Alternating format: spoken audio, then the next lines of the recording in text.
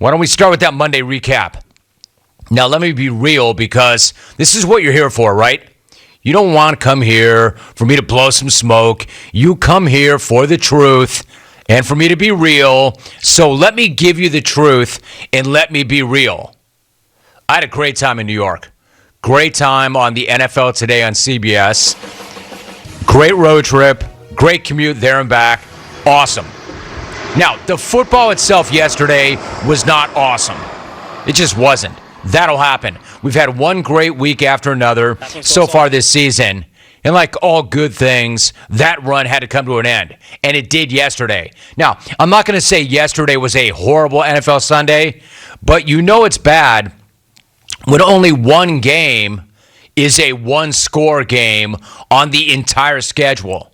And that's the case. And that one game was Atlanta beating Miami. There you go. That was like the only real competitive game of the weekend. Other than that, you had games like New England opening up a can on the Jets and then continuing to run it up and pour it on. The refs had to step in and stop that fight because the Jets could not defend themselves or the Pats. Final score, 54-13. The Pats just put 54 on the Jets. A half 100 plus 4. I mean, that's crazy. I'm not going to say that Bill Belichick hates the Jets. Actually, yes, I will. The hood hates the Jets. You see a score like that. You see a scoreline like that, and you you fully expect Eric Mangini to run across the room and try to fight the hood. 54-13 just is not an NFL score. That's a college score. That's Alabama playing an FCS school.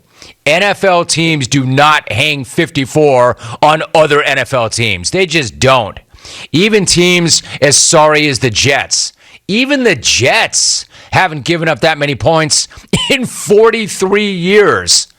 And they're the Jets. They have sucked for years, but they've never sucked this badly.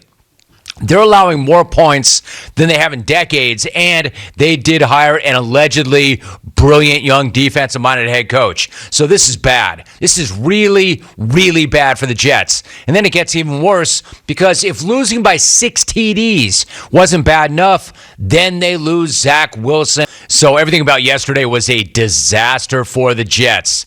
Like just when you thought they might be on the verge of turning a corner. They had that win over the Titans. They nearly beat the Falcons. Then this happens. Then they turn that corner, and they run into a sledgehammer. The Jets, though, are not the only team that's miserable right about now. The hell is up with the Panthers. The hell were they doing jacking with a big head bets weekend? Went from a 3-0 start and looking like a playoff team to a 4-game losing streak, and their latest loss is definitely the worst. I mean, it's one thing to lose to teams like the Cowboys and the Vikings. Quite another to get punked. Not just beaten, but punked by the New York Giants. I mean, holy crap, what a disaster that was. I'm looking at you, Rit. The hell are you jacking with our weekend like that? And speaking of disasters, has anybody checked in on Kansas City lately? And if you have, can you please tell the world exactly what the hell is going on with the Chiefs? This crew went from being the alleged team to beat the AFC to looking like one of the worst teams in the AFC. That's not hyperbole. That's not a hot take. That's not lava. They're 1-4 against the AFC. And the last 2 losses have been really ugly. They didn't just lose 27-3 to the Titans. That was a mugging, and that was humiliating. That is just insult to injury. One thing to have to worry about that dude running through you. Now you have to worry about this dude throwing over you? Let me interrupt that thought for 1 second. This tweet just in. I'm going to read this as such. This tweet reads, quote, Panthers are ass, old man. Actually, that's not a tweet. That's a text from James Kelly. Hey, Kelly, head. If you got an issue with the old man, and clearly you do, go to him directly. Why are you texting me that? This is Quote, not cool. Panthers are ass, old man. Obviously, the big head's taking big head bets very seriously. Anyway, Derrick Henry throwing over the top was not even the most concerning part for Kansas City. The most concerning part, obviously, is the shot that Patrick Mahomes took. Anyway, what I'm trying to say is that was grim. Really grim what happened to Pat. Then again, so was the rest of Kansas City's offense. You know, the rap has been that the KC offense could always bail out the defense. Yeah, not anymore. Not anymore. Not when you consider that KC defense is so much worse than anybody could have ever imagined. And the offense right now just is not clicking. Not in the way that it has in the past. In fact, it's not clicking at all. Not if Mahomes barely cracked 200 yards passing, and not if Mahomes didn't even throw a TD pass. I hate to say it, KC, Mahomes? but now would be a very good time to start looking for the panic button. Now, you know me. I'm always trying to find positive in everything. So, good news, bad news. The bad news is the Chiefs are looking like just another team right now. Never thought that I would say that, but they look like just another team right now, and not a playoff team at that. Good news is I will not have to go back to Kansas City for the AFC title game with the NFL Today on CBS to freeze my ass off again. That was in January of 2020, and I'm still not right on October 25th, 2021.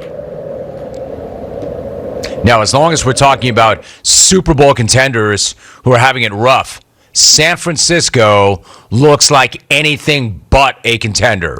They're 2-4, and they lost to the Colts last night, despite Carson Wentz doing whatever the hell Carson Wentz was trying to do. Ill-advised or the worst idea ever. Now, credit to Wentz and the Colts for bouncing back from that.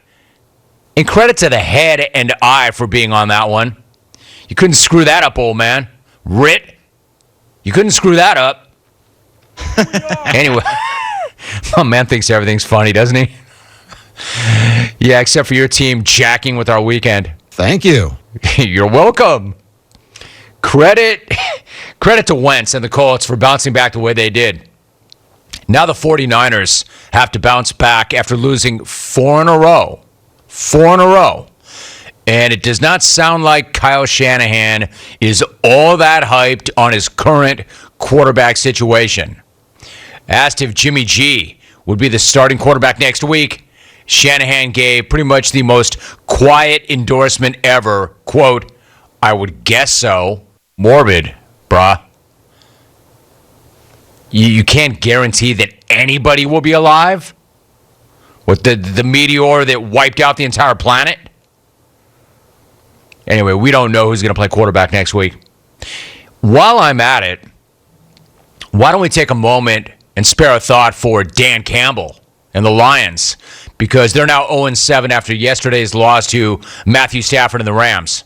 Now, just because Detroit lost 7 in a row, don't think for a second that they're rolling over. The hell they are. They gave it everything they had yesterday. They came out to Los Angeles and they were looking to make something happen. They weren't just showing up to get speed bagged by Matthew Stafford. I mean, they had to know that Sean McVay was looking to do them and Jared Goff the way the Hood did the Jets. You know, get up on them and just keep hammering away. They were looking to put dudes in body bags and prove their point and remind everybody why they sent Goff packing in the first place. However, the Lions did not get the memo. The Lions may suck. The Lions may be winless, but they are not punks, and they came to play. I got to give them credit. I mean, that's what I'm talking about. Dan Campbell. The Honolulu Blue and Silver showed up looking to win. The proverbial, they weren't there to take part, they were there to take over. And as I mentioned, I jumped on the set of the NFL Today on CBS yesterday and swerved way out of my way to say how badly that was going to go for the Lions. And not only did I respect the way they showed up, not only did I respect them going with some of that gimmickry early on, although I never want to be wrong, I had to respect that they were pulling out all the stops and that they went gimmick with it yet again a moment later on fourth down. The only thing better than calling a fake punt is calling two in the same game. And that's not some nerd analytic bullcrap either. That's just badass.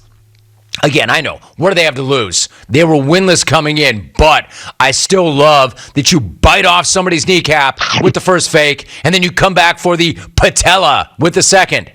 The Bears on Twitter, quote, it's a tweet, quote, Coach Nagy announced that he has tested positive for COVID-19. The Bears, man, wow. All right, more on that. That's just, like I said, I will break open that opening format for anything. That just in. Man, right when you think it can't get any worse for the Bears, it does. For the Lions, in the end, of course, it was not enough. They are still the Lions, and I was still right in what I said about them before the game. But Dan Campbell's crew busted its ass. And I'm going to say, I'll put myself out there, I'm going to say this is the best 0-7 Lions team that I've ever seen. And obviously not the first, and probably not the last. You know what they're like? They're like that club fighter who always gets shots at contenders that the promoter wants to make sure that the contender beats. They always get that shot, and they never win, but they always put on a show. And they're always ready to eat 2 punches for every punch they land. That's the Lions, except they're trying to eat kneecaps, and they swallow like 5 punches for every punch they land.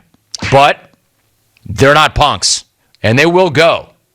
They will go. They won't win, and they won't quit, but they will go.